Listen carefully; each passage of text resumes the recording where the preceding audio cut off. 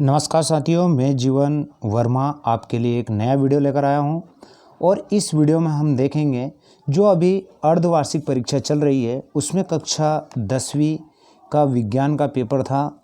उस 10वीं के पेपर विज्ञान में जो हमारे पूर्णांक थे वो 80 नंबर का था और समय हमारा जो दिया था वो 3 घंटे का दिया था। इसमें निर्देश भी जो दिए थे हमारे सभी प्रश्न करना अनिवार्य है और प्रश्न पत्र खंड अ और ब और सा में विभाजित किया है। प्रश्न के अंक उनके सम्मुख लिख दिए गए हैं और इसी प्रकार से जहाँ आवश्यक हो वहाँ पर स्वच्छ एवं सुंदर नामक के चित्र भी बनाने का कहा गया है। तो दोस्तों चलिए फटाफट से हम इस पेपर को स्टार्ट करते हैं। क्या क्या हमसे इस पेपर में पूछा गया था। सबसे पहले जो ऑब्जेक्टिव क्वेश्चंस थे उनमें यहाँ पर पूछा गया था। पहला क्वेश्चन है, सही विकल्प चुनिए। निम्न में से कौन सा भौतिक परिवर्तन नहीं है। यानी भौतिक परिवर्तन नहीं है, यानी बाकी सभी जो परिवर्तन है वो रासायनिक परिवर्तन है। इसमें एक भौतिक परिवर्तन नहीं है। तो ये है जो हमारा एलपीजी का दहन, क्योंकि ये रासायनिक परिवर्तन है। बाकी सभी इसमें भौतिक परिवर्तन है। बर्फ़ का जो सेकंड दिया है हमारा, बर्फ़ का पिघलकर जल का बनना और नमक का पानी में घुलना, खोलते हुए पानी से जल वाष्प का बनना, एलपीजी का दहन।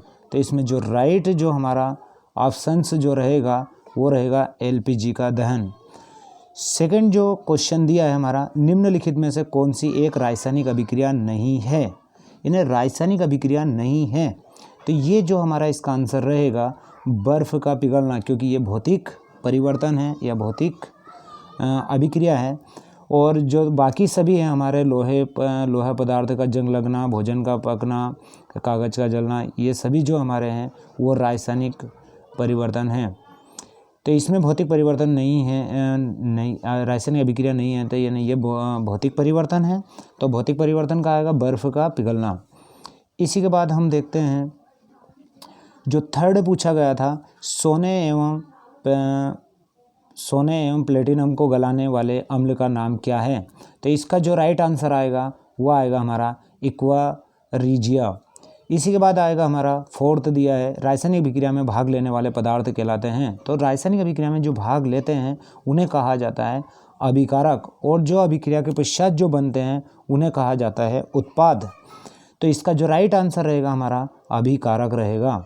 इसी के बाद जो हमारा फिफ्थ क्वेश्चन जो पूछा है, टमाटर में कौन सा अम्ल उपस्थित होता है। इसमें जो ऑप्शंस दिए थे तो जो टमाटर होता है उसमें ऑक्जेलिक अम्ल तो होता ही है, साथ में इसमें ये पूछा तो इसका जो अम्ल है तो उसका जो पीएच मान रहेगा वो रहेगा हमारा 7 से कम। इसमें दूसरा था कि 7 से अधिक, 7 से ऊपर, 0, तो उसका जो पीएच मान रहता है वो 7 से कम रहता है, वो अम्ल रहते हैं। 7 पर उदासीन होते हैं और 7 से जो 14 के बीच में जिनका पीएच मान होता है उन्हें क्षार कहा जाता है। इसी के बाद हमारा क्वेश्चन नंबर 6 जो दिया है, टमाटर में कौन सा अम्ल उपस्थित होता है। तो इसका जो राइट आंसर रहेगा वो रहेगा ऑक्जेलिक अम्ल और इसका पीएच मान रहेगा 7 से कम। इसी के बाद क्वेश्चन नंबर 2 दिया है, रिक्त स्थान की पूर्ति करना है हमें। उसमें जो पहला हमसे पूछा है वो पूछा है सोडियम हाइड्रोजन कार्बोनेट का सामान्य नाम है। तो इसे खाने का सोडा भी कहा जाता है, बेकिंग सोडा होता है ये। सोडियम बाइकार्बोनेट इसका रासायनिक जो सूत्र होता है NaHCO3, सोडियम बाइकार्बोनेट को कहा जाता है बेकिंग सोडा। इसी के बाद जो सेकंड पूछा है तो इसका जो राइट रहेगा कि वो बेकिंग सोडा कहा, यानी सामान्य नाम रहेगा बेकिंग सोडा, यानी सोडियम बाइकार्बोनेट। सेकंड जो दिया है, सिरके में अम्ल उपस्थित होता है। तो जो सिरके में जो अम्ल उपस्थित होता है इसमें वो अम्ल होता है हमारा एसिटिक अम्ल।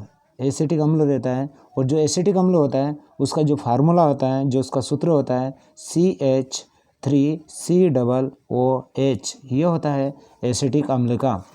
इसी के बाद हम आगे देखा जाता है तीसरा, धातुएं प्रायः ऊष्मा व विद्युत की होती है। तो उनकी क्या होती हैं, ये सुचालक होती है, यानी ये सुचालक रहती हैं। तो इसका जो राइट आंसर रहेगा वो रहेगा सुचालक। इसी के बाद हमारा जो अगला क्वेश्चन है वो पूछा है हमसे, सर्वाधिक क्रियाशील धातु होती है। तो सर्वाधिक क्रियाशील धातु का नाम बताइए। तो वो होती है हमारी सोडियम। सोडियम को वैसे मिट्टी के तेल यानी केरोसिन में रखा जाता है क्योंकि बहुत ही क्रियाशील होती है और ये वायु से क्रिया कर या जल से क्रिया करके यानी ऑक्साइड बनाती है, साथ ही इसमें आग भी लग जाती है। तो इसे केरोसिन यानी जो केरोसिन होता है मिट्टी का तेल, उसके अंदर रखा जाता है।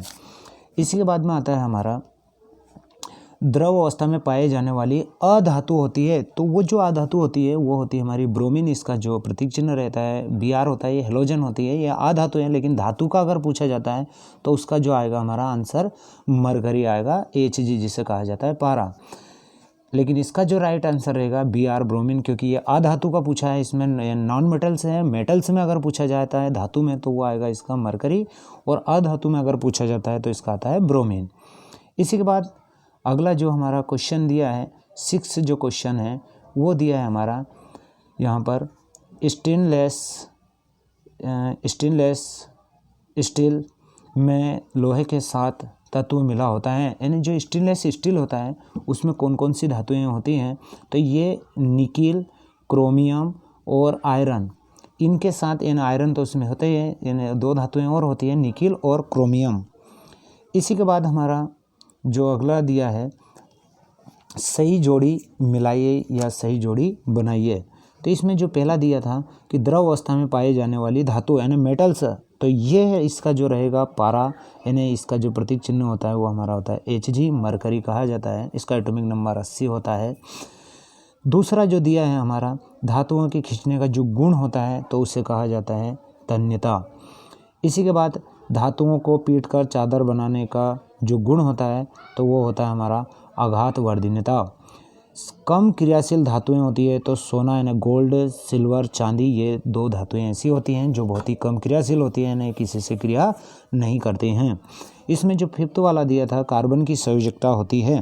तो जो कार्बन की वैलेंसी सेल में जो इलेक्ट्रॉन भी होते हैं वो 4 ही होते हैं, और इसकी जो वैलेंसी यानी संयोजकता होती है वो 4 होती है, 4 होती है।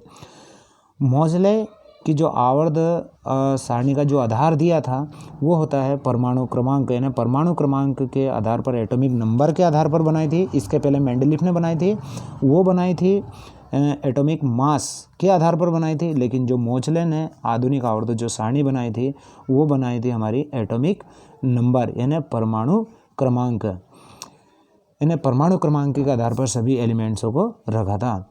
इसी के बाद में हम चलते हैं तो क्वेश्चन नंबर 4 पर जो दिया है हमारा वो है एक शब्द या एक वाक्य में आंसर देना है हमें।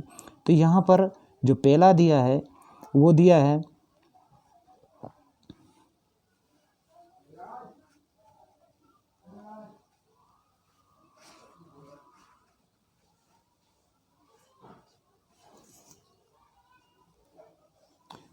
हमारा दिया है वो दिया है हमारा वायुमंडल में कार्बन किस रूप में उपस्थित होता है। तो इसमें कार्बन जो होता है वो वायुमंडल में कार्बन मोनोऑक्साइड व कार्बन डाइऑक्साइड के रूप में मौजूद होता है।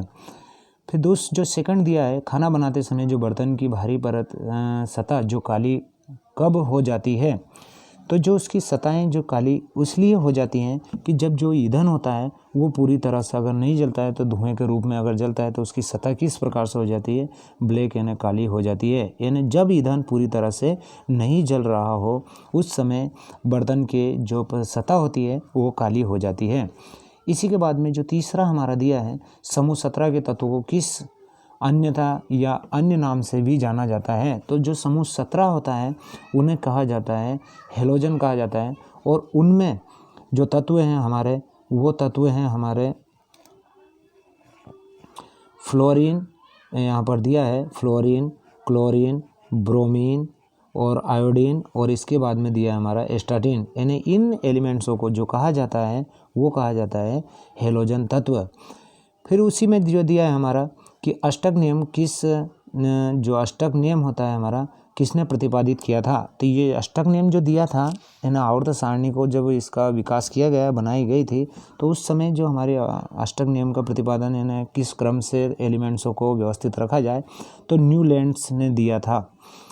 इसी प्रकार से जो क्वेश्चन नंबर 5 दिया है इसमें आधुनिक आवर्त सारणी में सबसे अधिक विद्युत ऋणात्मक तत्व कौन सा होता है, तो वो होता है हमारा फ्लोरीन, और ये हेलोजन में फर्स्ट ही पर है, और इसका प्रतीक चिन्ह जो होता है वो होता है हमारा F।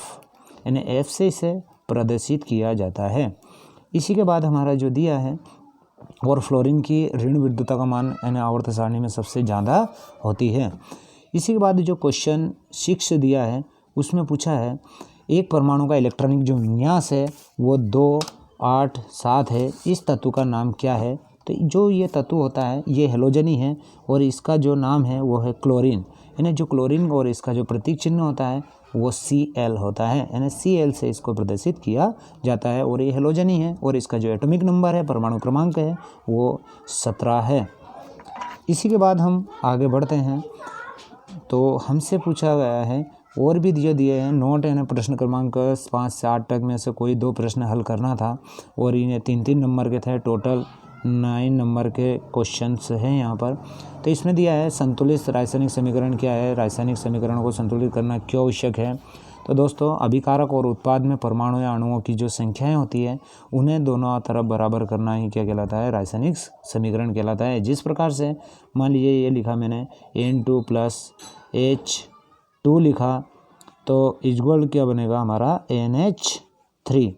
तो यहाँ पर इसके सामने जो आएगा हमारा 2 आएगा और हाइड्रोजन के सामने 3 आएगा, यानी इनके सामने जो अणुओं की यानी दोनों तरफ परमाणु या अणु तत्वों की जो संख्याएं होती है उनको बराबर करना ही क्या कहलाता है, हमारा रासायनिक समीकरण संतुलन करना कहलाता है। तो नाइट्रोजन और हाइड्रोजन मिलकर जो बनाती है NH3 बनाती हैं।